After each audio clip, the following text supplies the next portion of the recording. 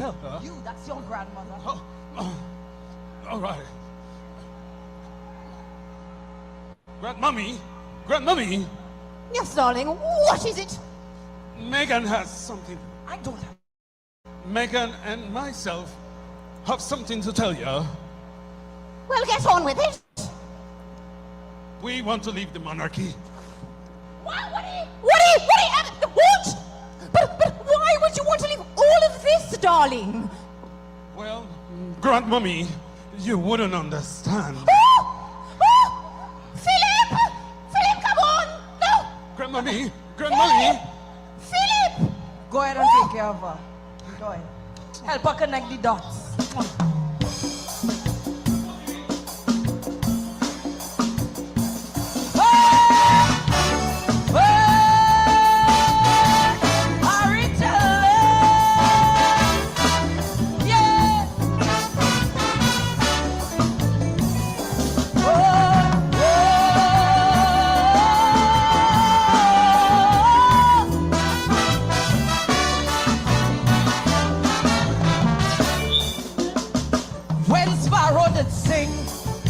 About the white meat and thing, man them start to fret like he never eat a dark meat yet.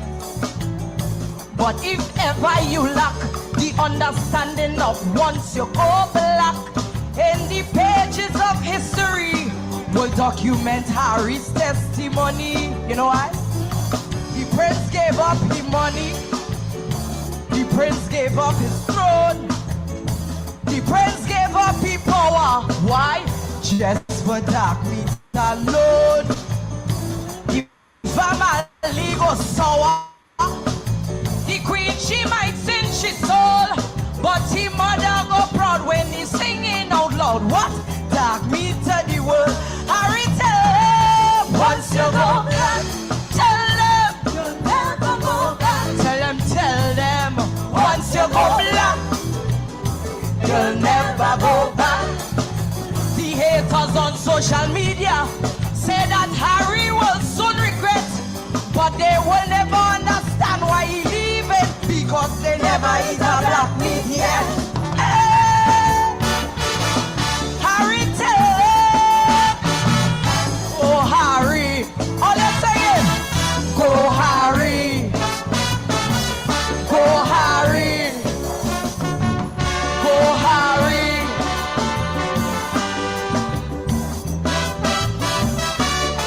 But she easy. Harry messed with the pride when he introduced his bride. The queen, she wasn't happy. She was like, what nonsense is this, Harry? It was a big joke. Harry near make the woman catch a stroke when he proclaimed, yes I do, to a woman of a darker hue. So with that, the prince gave up his money, and then he kicked away his throne. He tell him he ain't want no power. Why? Just for dark meat alone. The family always sour. The queen, she might sing she soul, but the mother go proud when he singing out loud. Melanin to the world. Harry, tell him once you go black, never, you'll never go back. Never. Once you go black, never, you'll never go back. The queen say, Harry, my grandson, you was always happy with the rules that we set, but she can't feel what Harry is feeling because she never eat a black meat yet. Hey! Harry, tell him, everybody sing, go Harry. What? Go Harry. Louder. Go Harry.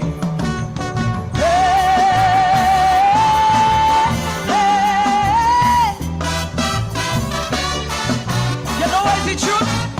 Listen, it's Harry who made the call. He said, not my wife at all. It still makes him shudder, the way the people that treat his mother. So Harry decided to live his life colorblind. Well, he raised some eyebrows for sure, when they saw his Rasta mother-in-law. So king gave up his money, the prince gave up his throne. The prince said want no power. Why? Just for dark meat alone. The family done sour, and the queen she might sing his soul, but the mother go proud when he singing out loud. Yes, dark meat to the world. Harry what? You'll never go back. Never, never. Once you go black, you'll never go back. Harry brother say that he's appalled, disappointed, confused and upset, but he cannot relate, so he married a kid, so he never eat a black meat yet. Never. Say, go Harry, louder. Go Harry. Share my husband on. Go Harry. So with that, the prince gave up his money, and then he kick away his throne. He tell them he ain't want no power. Why? Just for dark meat alone. The family always sour. The queen she might sing she soul, but the mother go proud when he singing out loud. Melanin to the world. Harry tell him, once you go black, never, you'll never go back. Never, never. Once you go black, you'll never go back. The queen say, Harry, my grandson, you was always happy with the rules that we set, but she can't feel what Harry is feeling because she never eat a black meat yet. Hey! Harry tell him, everybody sing, go Harry. What? Go Harry. Louder. Go Harry.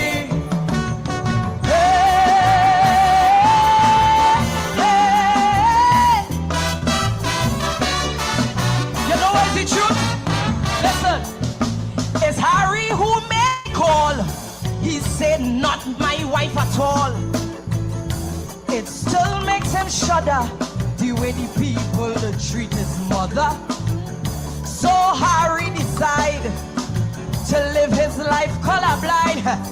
Well, he raised some eyebrows for sure when they saw his Rasta mother-in-law.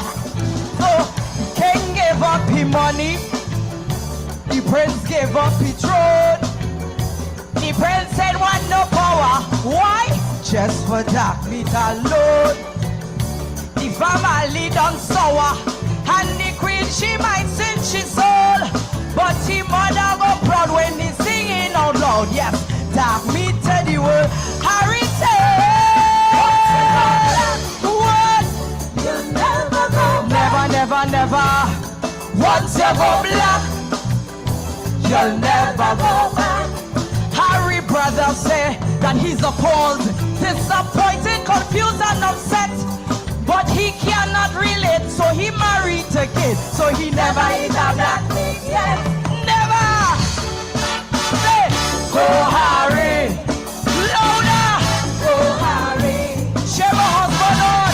Go Harry. Go Harry.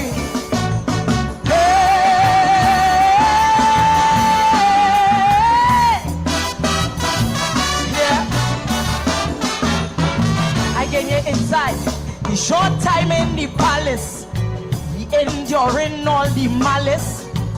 Some men want to say it, but half of them who complaining was racist. They thought that Harry wouldn't have gone as fast to marry, but the power of this black beauty make him go down on not one but on his two knees. So the prince gave up his money, and then he kick away his throne. He tell them he ain't want no power. Why? Just for dark meat alone. The family still in shock, and the queen in pure misery. But the mother go proud, cause Harry is now contributing to black history. Harry said, once you go black, never, you'll never go back. Never. Once you go black, you'll never go back. Harry say, my love, clothes. Let we ship out with no regret.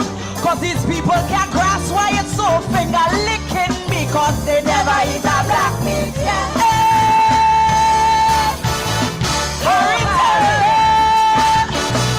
go Harry. What we tell? Go Harry. Go Harry. Love on you.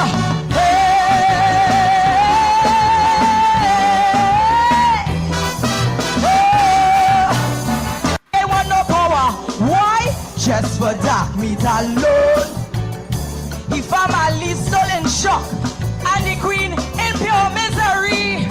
But he mother go proud, cause Harry is now contributing to black history. Harry says, once you go black, never, you'll never go back. Never. Once you go black, you'll never go back. Harry say, my love, pack your clothes. Let we ship out with no regret. Cause these people can't grasp why it's so finger licking me. Cause they never eat a black meat yet. Hurry, go Harry. Go Harry. Go Harry. Love on you.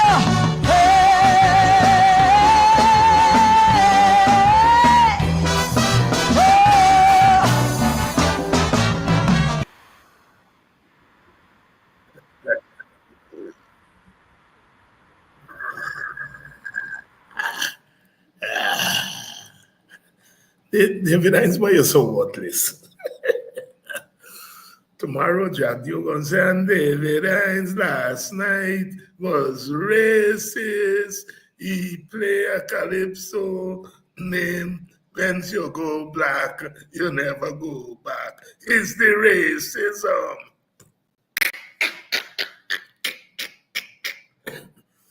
Go Harry. When I taught this to my students, they give the calypso their own name. Go Harry, you know, little white boys and girls and black Americans and Hispanic and Native Indians. Go Harry! Yeah, they love it bad. Oh, why you all so racist? Never eat a black meat yet. And once you go black, you never go back. You all are very racist. We don't want those things to be sung in Guyana. We are one Guyana. Lotila. That is acceptable in one Guyana. You eat a black meat yet. But you see, we just do the whole work, you know. The whole work. When you go to a black spiritual walk, black spiritual walk, you get about the Our Nation walk. You bring up the Amerindian spirit, white spirit, Chinese spirit, Portuguese spirit, Indian spirit, African spirit, you know. Very democratic religion we come from. Our nation walk. And then, of course, you get the nation walk, which is the African walk. So you can get the African walk, and then you can get the Our Nation walk. But it is very instructive that we just do the Lotila in my own Calypso Soca language, and we just do go Harry. Once you go black, you don't go back. We just do everything.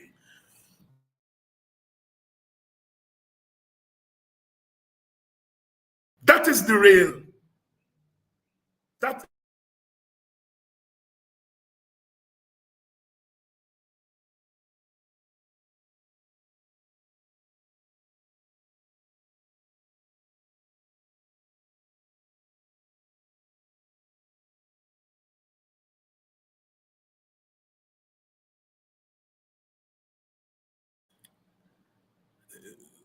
when I was in primary school, St. Anthony's RC School or Roman Catholic.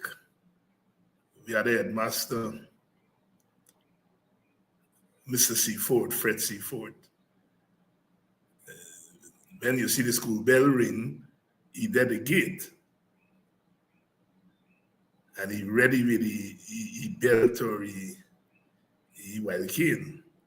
And he ain't stopping you one by one for give you lash. He had pelt lash and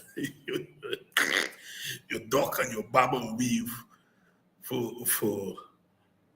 see if you go miss. But I never saw anybody so skillful that they didn't get lash. They didn't get lash. He was very skillful. Mr. Fred Seaford, all you boys there, all you boys there, all you boys. He was our headmaster when I was in primary school. And then he came back later. After he retired, he came back later and taught at the multilateral school. Those men and women were real educators, true teachers. We really don't give the teachers the respect that they deserve. Of course, times have changed, but nothing has changed as far as the profession is concerned. Preparing the minds for tomorrow, preparing the minds for today, and prepared the minds for yesterday. Terry Ann Lyons, the daughter of Super Blue. In the old days, we call him Blue Boy. Those of us who remember Ethel and Rebecca and Soca Baptist, well, it is his daughter that sang Megan, My Dear, but as my students said, no Megan, My Dear, Dr. Hines. The name of the song is Go Harry! Go Harry! Oh boy. What a world that we have contributed to.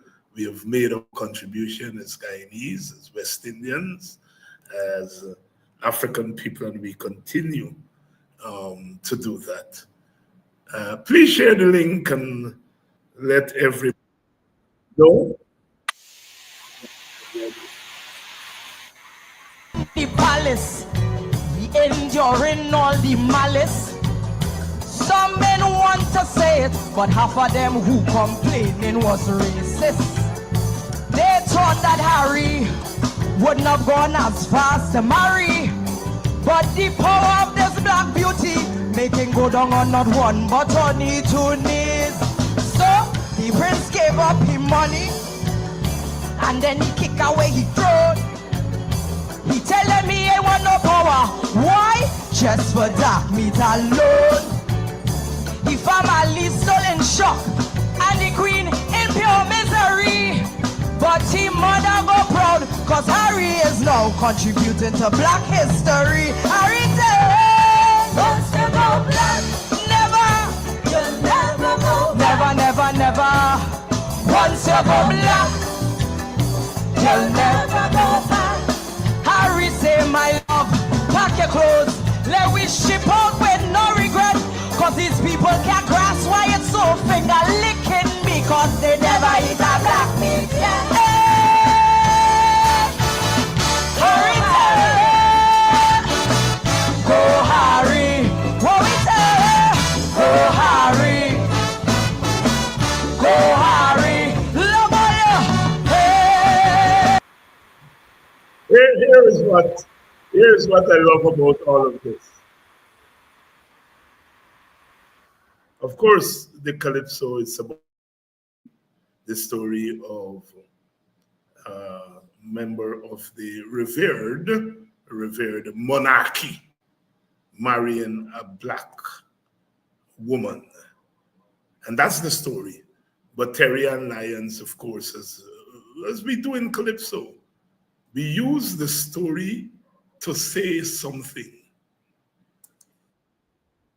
We use it to tell something, and to tell a story of racism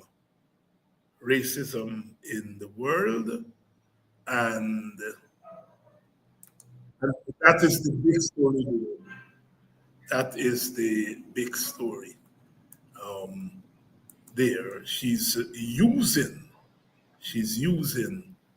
the story of this marriage to talk about racism. And in that sense, she's talking back. She's saying, you try to belittle Black people. You enslave us. You colonize us. You said we were not human beings. But here we are. Here we are. Celebration of Black womanhood. Celebration of Black womanhood. That's what the Calypso is also about.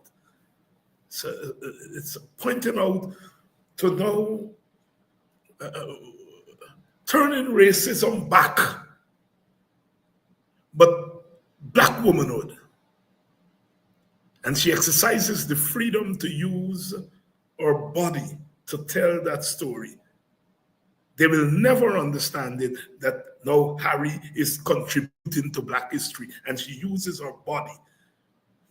White people and maybe other non-Black people say, oh, well, she's gyrating, she's winding up. She's winding up. She's talking about the power of Blackness and Black womanhood. And she's talking back to whiteness and anti-Blackness, and saying, we are beautiful too. We are beautiful too. We are beautiful physically. We are beautiful intellectually. And as we do in Calypso, we use an incident to talk about the larger story. Harry is contributing to Black history. If there were not Blackness, there wouldn't be whiteness. And if there were not whiteness, there wouldn't be Blackness. People ask all the time, why can't we get rid of race? What I mean is, why can Black people shut up? But every time we sing a Calypso like that, we are reminding the world of the great atrocity that they have committed, and to remind them not to do it again. Good evening, my brother Keith Beresford, who is more of a connoisseur and is more of a student of the music than I will ever dream of being. But I enjoy this, as you all can imagine. I enjoy poking my finger back in their eyes. Our Indian brothers and sisters are not our historical enemies, meaning Africans and Indians are not historical enemies. They never enslaved each other. Blacks and whites are historical enemies in the sense that whites enslaved Black people, and Black people have something to tell them. Always have something to remind them. Always have something to educate them. Whether that education comes through marriage or it comes through engagement in a schoolroom, we have something to tell the world. And every time you look at us, whether on a stage, on a cricket field, on a basketball court, we are telling that story, and we're reminding the world never to allow it to happen again. Every time we come like this and we talk like this, we are reminding our Indo-Guyanese leaders, we are reminding our Indo-Guyanese leaders, do not parrot anti-Black racism. And the fact that they want me to be gone, want us to be gone, says that they are comfortable creating a modern version of anti-black racism in this country, Guyana. They should be glad that I come here every night and others, and we use the time to educate our young blacks about their glorious history. They should be glad. Why would you not want your sisters and your brothers to know their glorious history? They should be glad. They should be giving us medals. But instead, they're calling us racist. Why do you not want Africans to know their history here, there, before, now, and tomorrow? Why? What's your plan? What's your plan?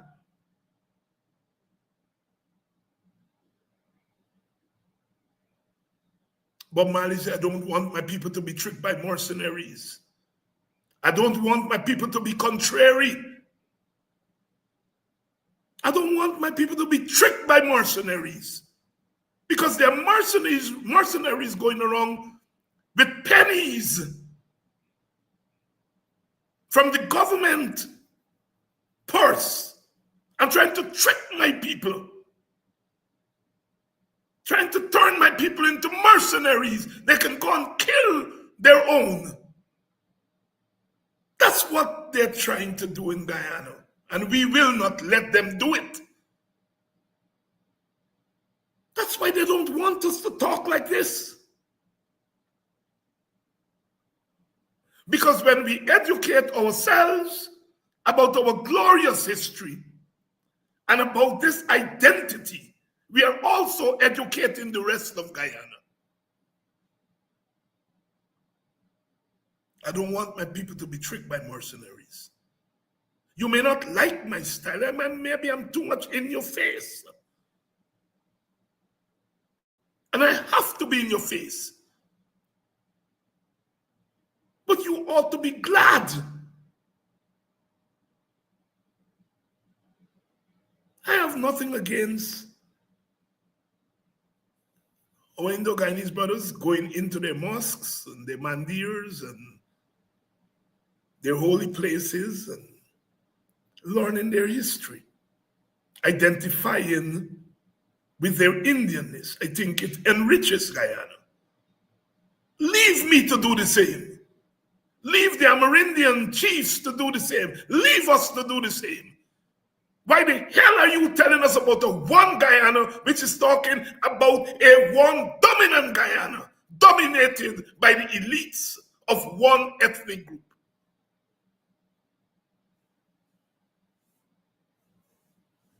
Good evening to you and welcome to Politics 101. They're going to continue to hear from me because I'm not going anywhere.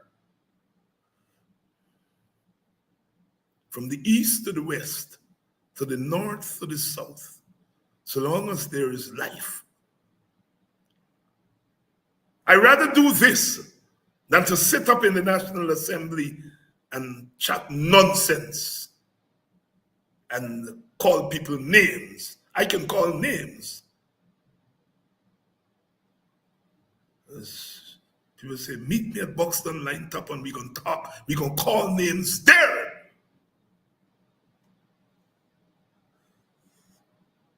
Because my neighbor Stringberry there.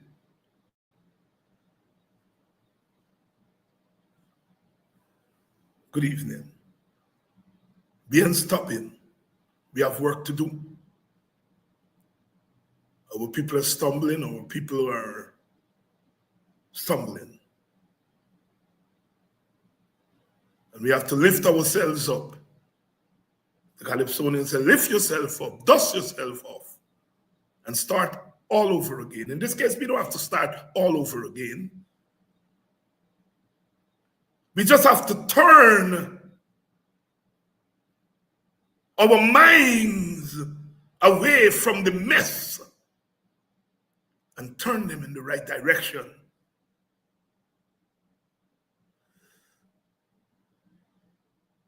The demons The anti-black demons, anti-African demons are abroad everywhere.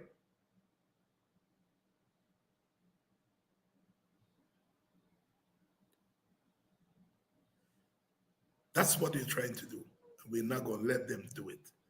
Good evening to you and welcome to Politics 101. It's a Wednesday night in the middle of the week. And we are bearing witness. We are doing it in the morning, Kedaki Guyanese morning time. We are doing it in the midday. Mr. Paul Sloan, Mr. Conway, come on. And Cheryl, that's his morning thing. And we're doing it in the evening and night. A little bit more is always better. A little more oil in my lamp. Keep it burning. Keep it burning till the break of day. Burn, keep it burning. Got serious work to do and we're going to do it. And we're not fearing anybody. Fear is a sin. Fear is sinful. Fear is cowardice. It was the Mahatma himself, Mahatma Gandhi, who said, if I had a choice between violence and cowardice, I will choose violence, not cowardice. And he's the prince of nonviolence. But he wasn't saying that I want to commit violence. What he was saying is that if I have a choice between the violence of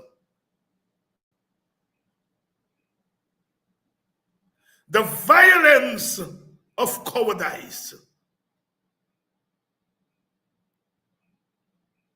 and the violence of the other kind of violence, I will choose the violence of the other kind of violence. I will not choose the violence of cowardice. Cowardice is violent, more violent than what we call violence, going on the streets and demonstrating and sometimes people get out hand and break a few glasses of buildings and stores. And Gandhi is saying, if I have to choose that kind of violence or cowardice, I'm going to choose going on the streets at the risk of breaking up a few roads. I rather that than cowardice.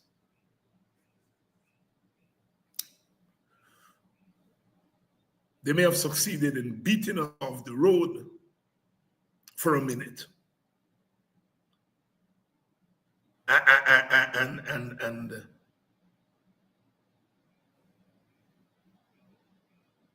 And choosing the violence of cowardice.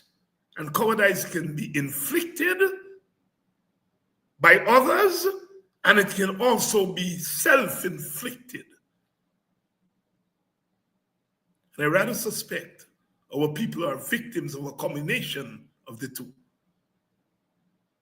A people who live in a state of cowardice are an unfree people. Freedom is God-given.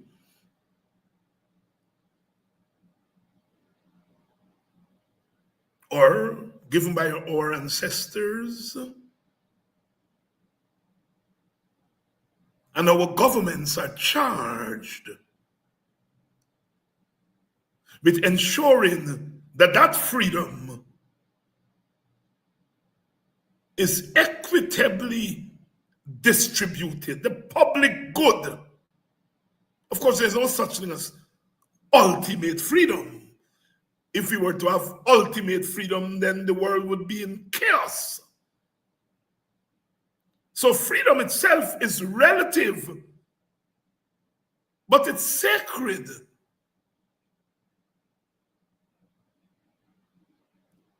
We can put freedom down on a piece of paper, our constitutions. We can put it there. But that constitution means nothing if, along with the constitution,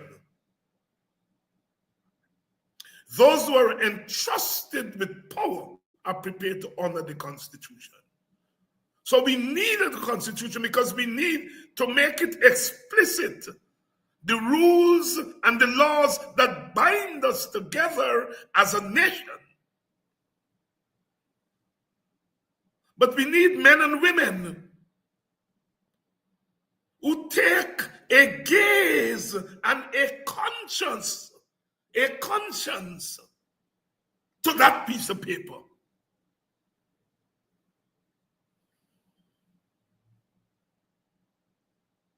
We are moving on and we are talking back. I refuse to be silenced. You can't silence me. As the Black Stallion said, how many times must a man die? I died on the shores of Africa. I died on the plantation. I died in 37 with Butler and Cipriani and Critchlow. I died in 1966 at Independence Time. I died. How many times can a man die? And every time I die, I survive. Every time I die, I survive.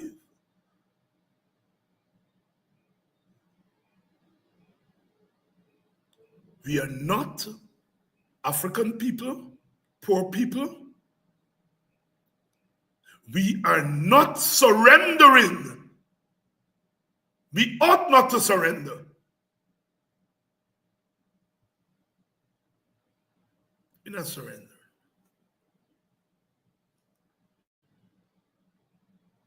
David, why can't you talk about class? Some of my Marxist friends tell me, and I sympathize with them because they're talking about a colorblind Marxism. My Marxism is a black Marxism, is a Caribbean Marxism.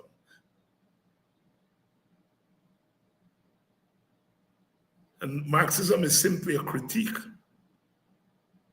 a body of work that critique the so-called market capitalism.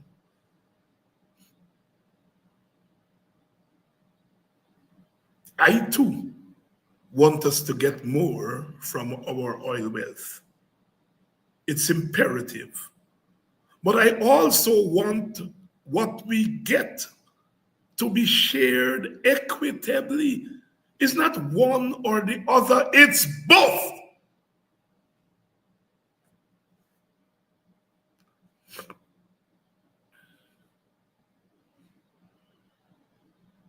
Exxon is taking too much, but the Guyanese government is stealing too much for itself and its friends. Let's talk about that.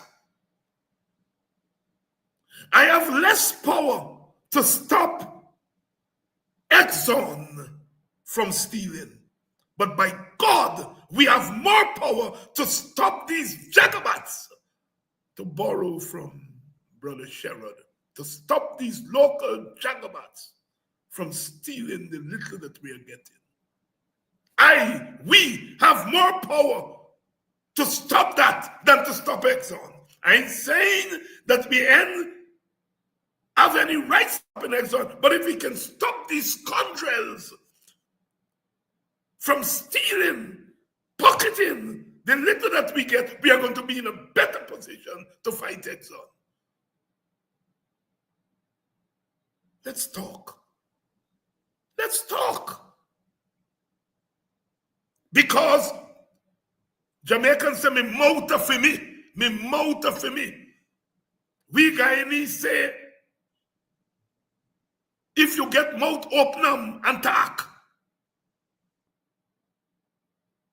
Not step up your Me mouth of me, that's what Jamaicans say.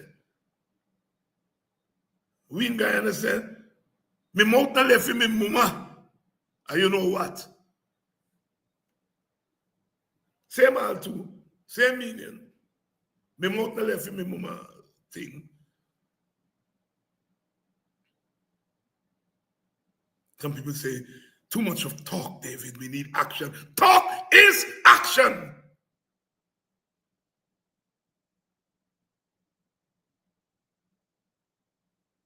Cut this nonsense.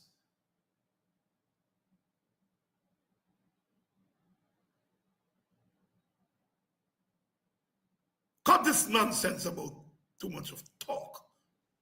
God give you a voice to articulate your aspirations, and you're making people muzzle you. Martin Carter said the mouth is muzzled by the food it eats. They give you a little job, you get a job with the government, they pay you a little bit of 100,000, 120,000 and tell you you cannot say I am. What are we talking about?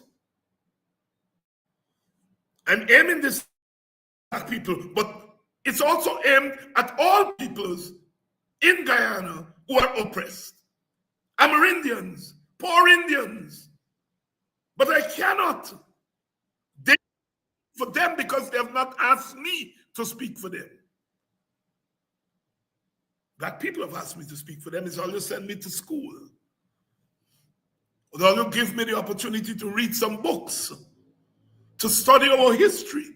And you all don't have to say, David, you know, no, the very act of empowering those of us, like myself, is giving us the right to speak for us.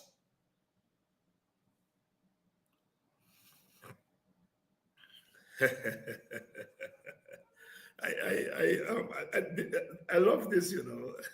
I think I'll share it. I don't, as you know, sometimes it becomes overwhelming, and I don't always get to all the mails, but I'm getting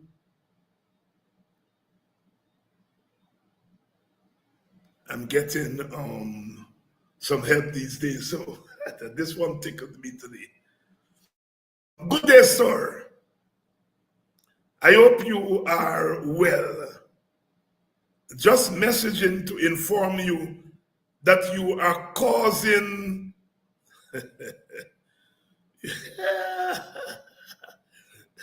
just let you inform me that you are causing change in my marriage. I migrated to Guyana to be with my Guyanese husband, but every night when he should be in bed with me, he's glued to the television watching you and your program. He sits on the living room couch until your last sentence. He neglects his children too. It's like he's in some sort of a trance, and the person went on. You know, and it is true. You know, women do come up to me and say that times at Semukaka can't get my husband to pay attention to anything else. And then husbands who say, I can't get my wife to pay attention to cooking the dinner. The lady said, well, she cooks the dinner and the man ain't paying attention to she dinner, and the man said, the lady can't cook the dinner. I know they got worked out. But it's a fidelity. It's a fidelity to the task at hand. The task at hand. And we are doing it, always doing it. Always doing it. And we are going to continue to work for our liberation. There are lots going on.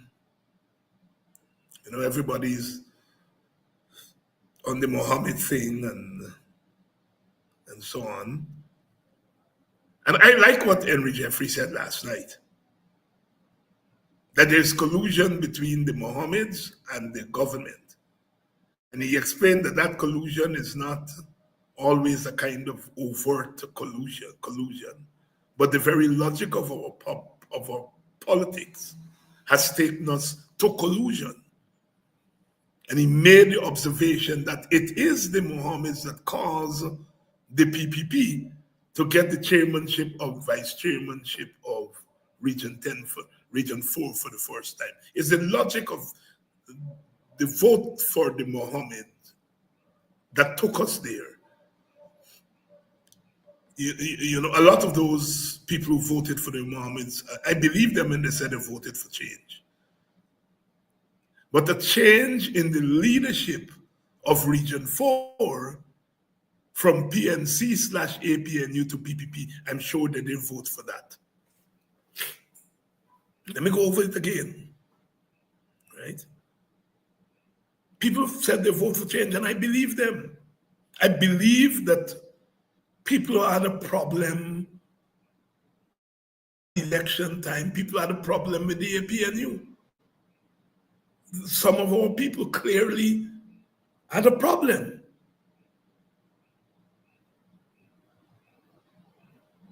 They weren't enamored of the APNU.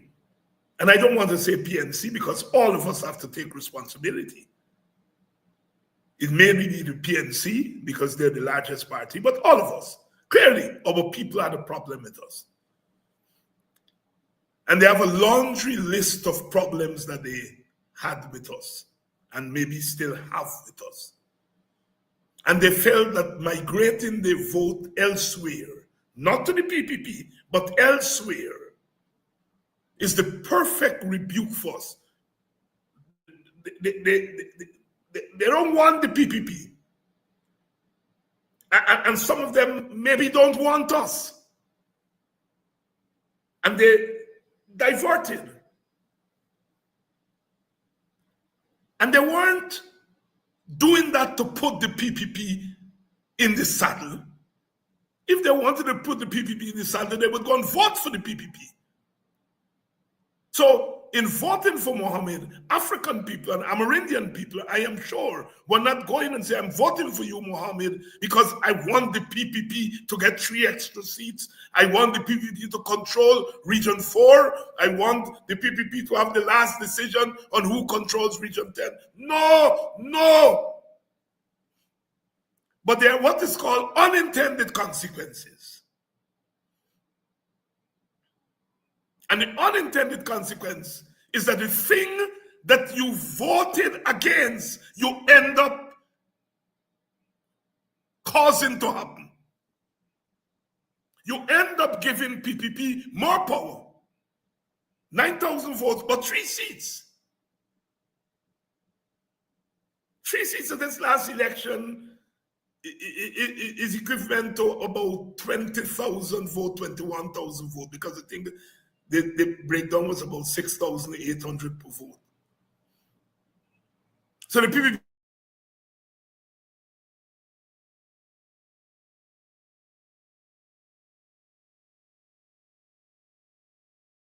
more votes than the last.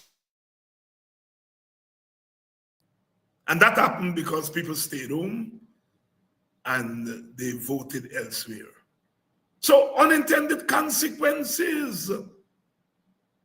The thing that you voted against or you thought you were voting against, you end up empowering that thing in your stronghold, where you are numerically more than others. You end up giving control of it at the regional level, total control of it, to the party you didn't want. And in another stronghold in Region 10, you end up giving that party the power to decide who will control that region.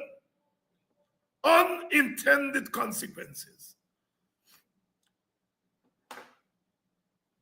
And I'm not pointing fingers at the voters. I think our Indian Guyanese brothers and sisters worked it out in a larger, holistic way. A lot of Indians are not satisfied with the PPP. They're not. They're not satisfied with what the PPP is doing in their name. They're not. But they've reasoned that to protect their political interests, in order to protect their political interests in a country of hyper political contestation, to protect their ethnic interests in a country of hyper ethnic contestation, the PPP is a better choice.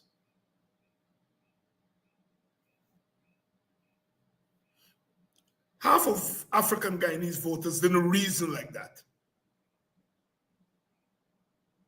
Half of them didn't reason like that. Had they reasoned like that, we may have ended up with a different configuration. What we have done is that we have created, by the vote, we have created two African centers of quote-unquote power.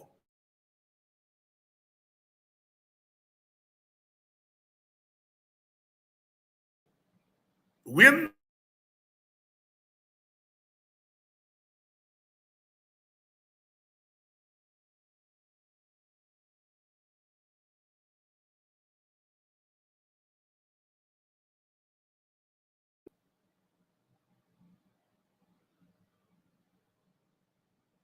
we have no power to decide who's opposition leader.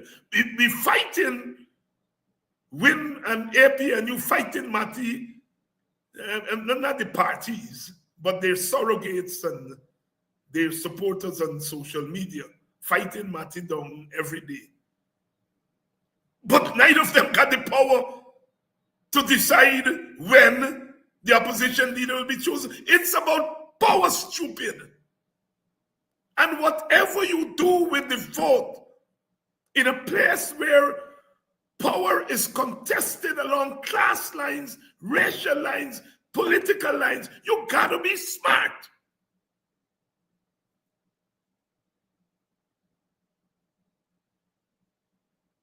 I knew when they went after me because I perhaps was the only public voice in a partisan way. There were others like myself, my colleagues in the WPA and so on. And we were saying to African people, don't split your vote. Don't split your vote. We were urging the APNU, concentrate on your base. Because we worked it out. I was clear in my mind that Indo-Guyanese sisters and brothers were going nowhere, nowhere, nowhere. And not because I'm a political genius, but I'm an observer of political sociology. They were going nowhere. I knew that. And so in that circumstance, I had to say to Black people, you all don't go anywhere either. But there were other Black leaders, publicly and privately, saying to Black people, go somewhere else. Wrong politics. Wrong politics. It must be recorded when I said, look after your base. They cost me from Ravi Deva, all of them. Oh, the PNC stupid. They're not going in the Indian community. They're not going in this community. They're not going and begging Indians for their votes. Nonsense.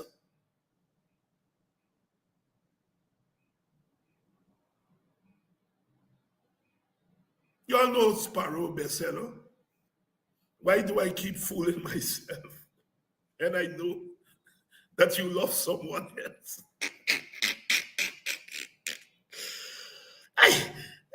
Why do I keep fooling myself?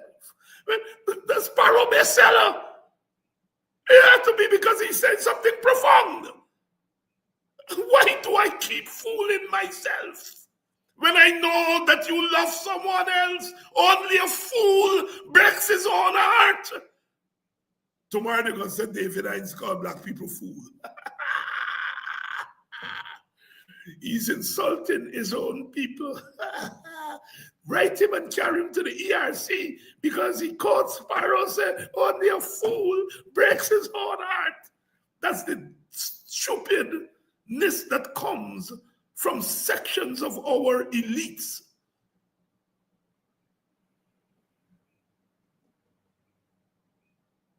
Oh, how much I would love for Indians and Africans to sit at the table, their leaders to sit at the table and run our country, govern our country. That is my dream. My dream is to see Africans and Indians and Amerindians, Chinese and Portuguese and mixed people, that we all sit at the table in the spirit and the lesson of Arthur Lewis, that all those who were affected by a decision must sit at the table and make the decision. That's the democracy that I believe in. A substantive democracy.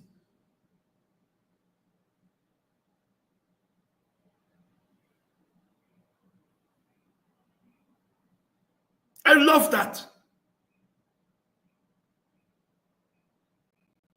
But when you coerce me to come and vote for you so that you can represent me, no, you're talking nonsense.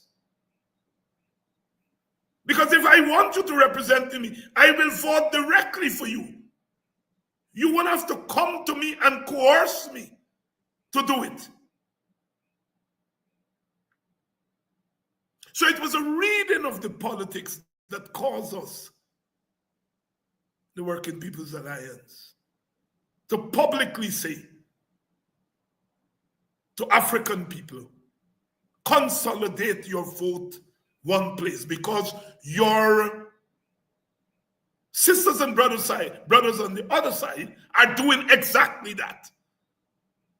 And only a fool breaks his own heart.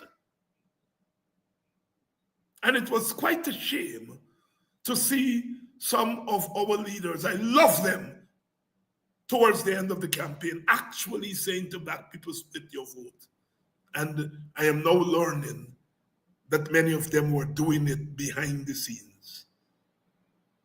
And here we are today, and they have gone on with their lives, and our people on a daily basis have to deal with the consequence of that action. Wait, Dorothy, wait.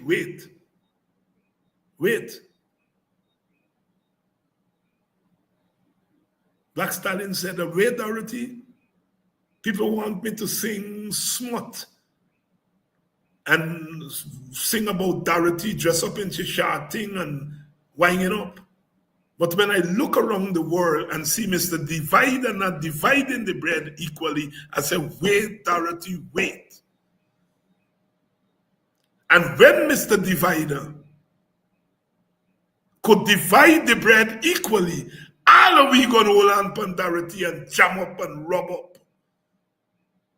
Profundity from the poet Calypsonian. Profundity.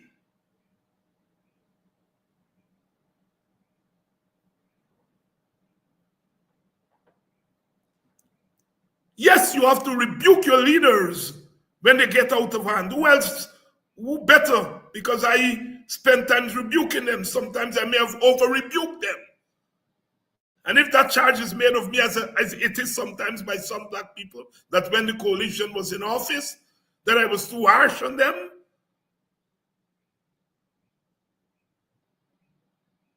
But when 2020 came, I didn't bolt and go anywhere. I stayed with them, despite my criticism of them.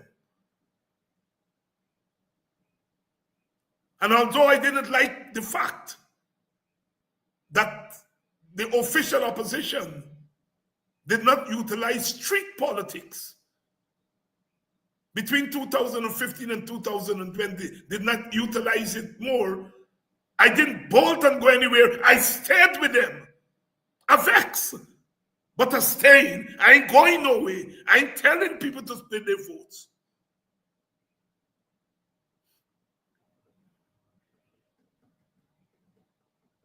We have to think these things through. And we have to educate our people. No, there are any number of reasons that the people who migrated from the APNU and took their vote elsewhere, there are any number of reasons that they cite. The one that they cite that the rest of them don't want to talk about is the one that says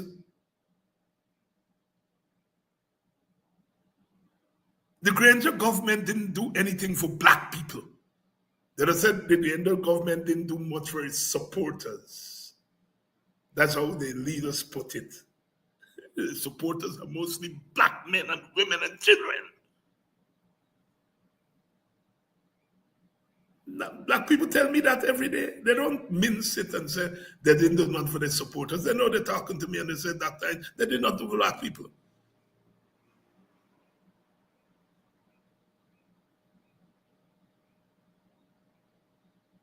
They refuse, we refuse to talk about their blackness and what blackness means in Guyana. And so some of our young people, they know that they're oppressed as black people. Don't get it twisted now. They would like to tell you that black people don't get no racial bone in them, and young black people now are dancing to Indian song and going out with little Indian boys and girls. They're hanging out to the same place and so on. Of course they're hanging out to the same place. I don't get to the club now a big.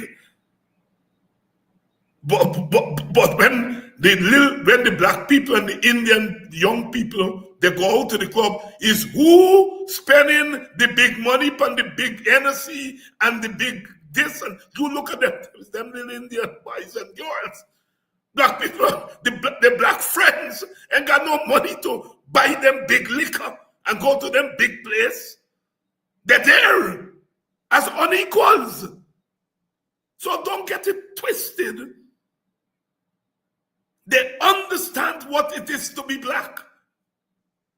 What we didn't do enough of is to tie that understanding of the nature and the condition of black people to the vote. That's where we fell down. I'm going to tell black people know. They know they're getting $3 million contract and the other man with the IMAC and so on getting 300 million. They know that. They live it every day. They know when they go out and sport with their little friends. They ain't got no big money for spending. It's their friend to spend. The Indian friends and Portuguese friends and Redskin people friend and so on to spend the big money to buy the big liquor. They know that. You don't got to tell them that. They know what it is to be black in Guyana. What we didn't do was to link that knowledge of their blackness to the vote. And that is our task. I hear people talk about you got to rebuild the party, you got this, you got that. So God bless them. I think you still have to do some of that. But the major thing we have to do is what they say I am doing, which is to preach black victimhood. And I'm going to continue to preach it. So long as black people are victims, I'm going to continue to preach black victimhood. Where we fell short as a collective is that we did not link that victimhood to the vote. To the vote.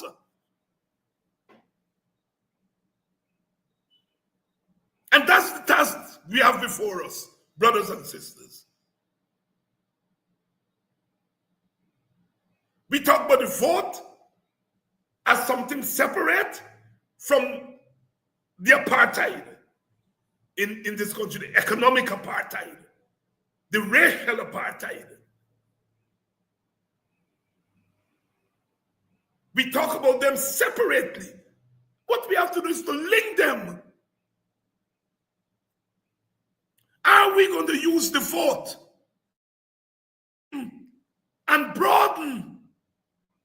our oppression, or are we going to use the vote to rid ourselves of our oppression? That's what we're talking about. If the vote is what we're going to use, if we're not going to go on the road and we're not going to protest, and we say we talk about vote, well, let me link the vote to race. Because we are oppressed as a race.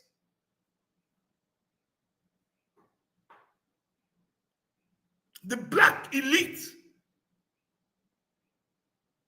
has to stop being cowards. Because if you are a coward and you're the leader, your followers are going to behave in ways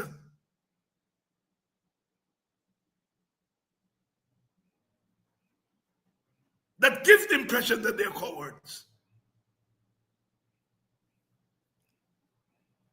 It's not rocket science. It is not rocket science. You watch. Other people are telling their people to vote race and telling you don't vote race. Because they feel, as Jennifer Ali said, that we brain small. And then we act in ways that allow them after to say, we brain small. We brain as small, we brain as big as anybody else brain. We're just making ourselves a fool. That's what we're doing as a people. Some of us, not all of us. Most of us are innocent. We acted innocent on September 4th. But some of us are just playing the fool. What on earth do you expect when you split your vote? All you're doing is, instead of bringing second, you split the vote, you bring second and third. Here. I get silver, I get bronze. Who get the gold?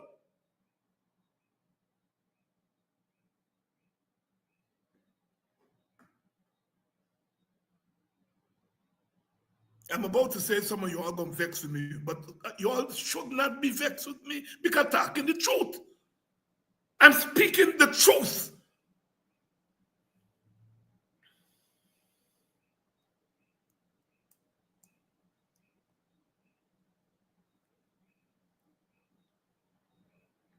We are beginning to see what real life is.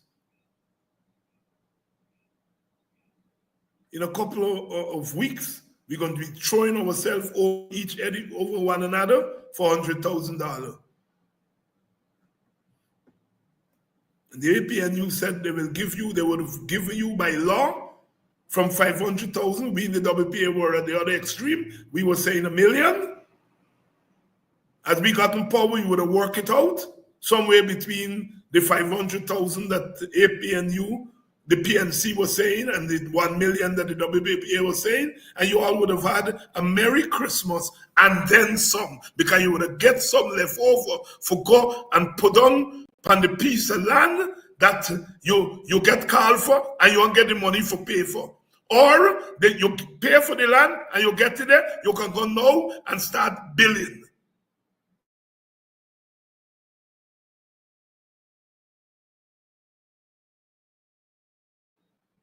But no, change. So we're going to be crawling all over each other for the $100,000. Indian people are going to be crawling over one another. They're going to get the $100,000.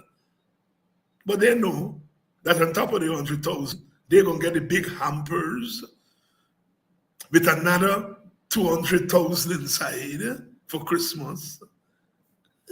It's trickle down. But it's a bigger trickle down is 100,000 plus the hamper with a 200,000 inside. And then another 100,000 from the businessman. So our Indian brethren may be taking home a 300, 400,000. We Africans will be beating each other, crawling for 100,000.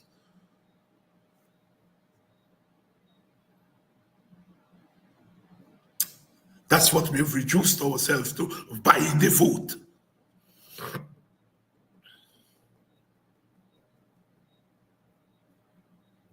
don't care what you tell me. I am saying that the outcome of your electoral choice,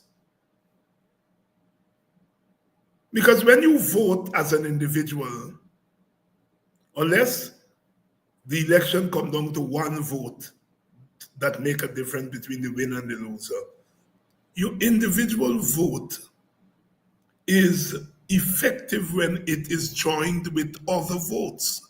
It is the individual vote that become part of a collective vote that determines change. So don't tell me about your right and your this right and so on. Rights are collective.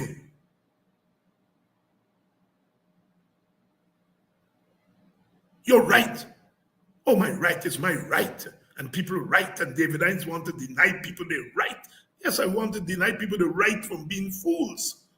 As Jack Deere would say, stupid. You have a right to be many things, but not to be fools. Your foreparents didn't come out of slavery and beat slavery so that we can be foolish today.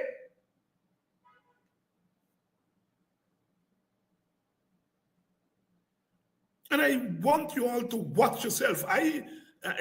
People have been pointing out to me that the people who are standing up for Muhammad because they feel that Muhammad is being bullied and they're in front of the court and so on is mostly black people. I hope when a black man is being bullied, you all come out and support them the same goddamn way. I hope so. I have no problem with you all defending Muhammad and coming out and protesting for him. Because if you all feel that he's being taken advantage of, that's your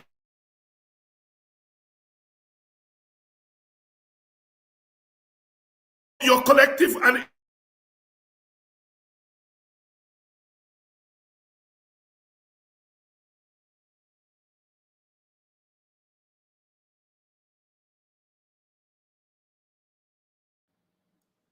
watch yourself, black sister.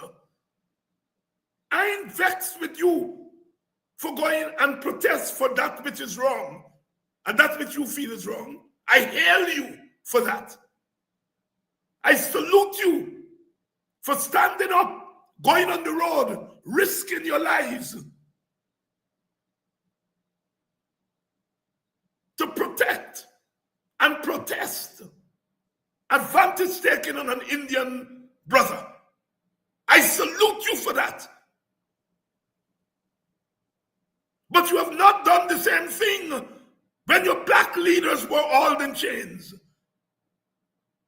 And these weren't black leaders who were accused of smuggling gold and smuggling. They were accused of standing up for you. I hope you change your ways, black brother, black sister.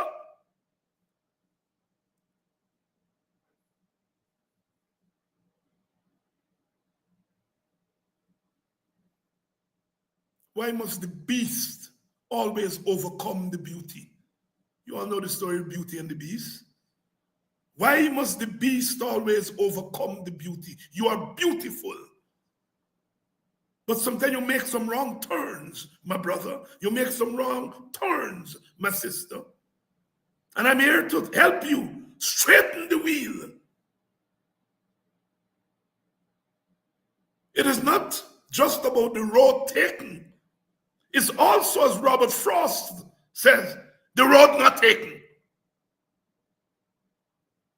September 1st was not only about the road Africans took, or the road Indians took, or the road Amerindians took, but it's also the road not taken.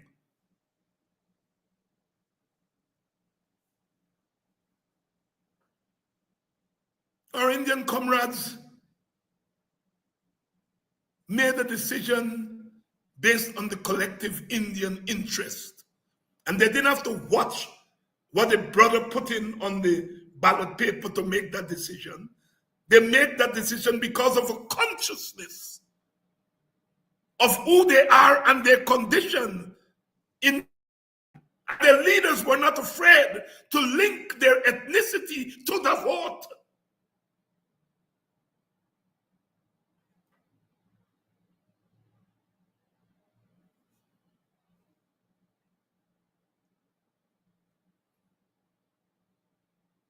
to the vote.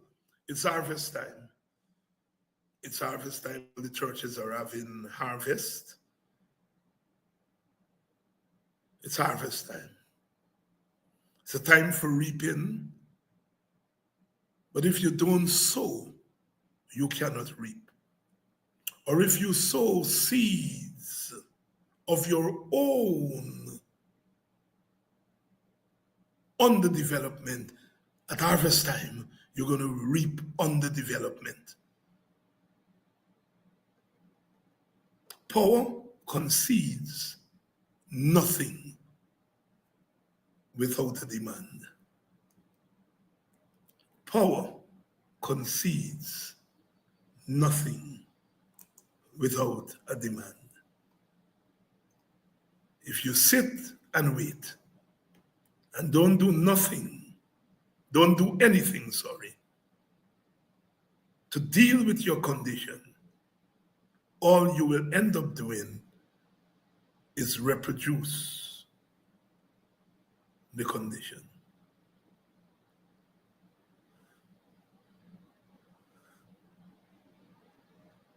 I'll be there for now.